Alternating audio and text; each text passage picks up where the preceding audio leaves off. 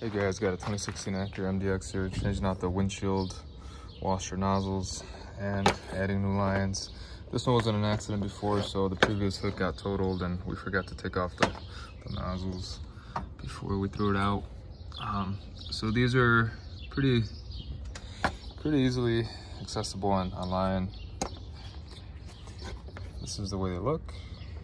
I'll put the part number below. And this is where they go, right in there.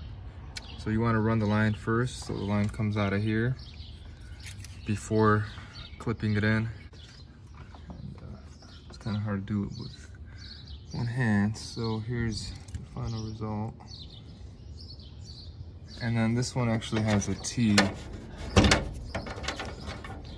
There's a T right there, so I'm going to connect the other end of the hose to there to connect it to here. So both of them actually have to be connected for the system to work, because it's got a back pressure kind of system that happens there with the pressure washers.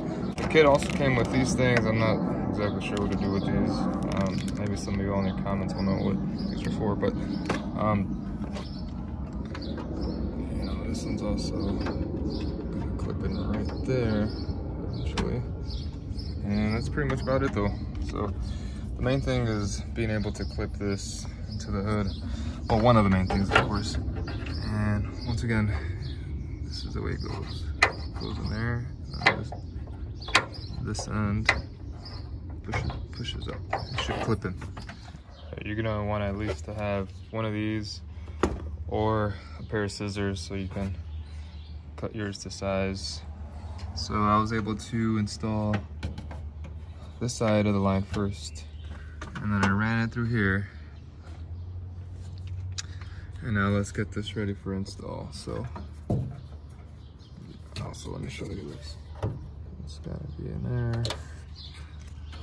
And then, so you wanna put the front end first.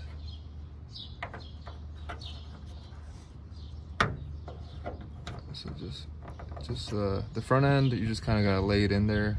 It's kind of like a stabilizer, and the back end clicks in. And so that's it. And to take it down, if you need to, you push on these two clips here, and it comes down just like that. And that's it.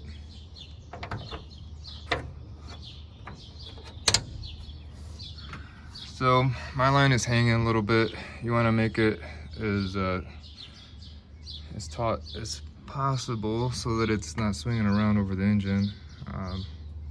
Usually it's supposed to be clipped in here, I think, with something similar to here.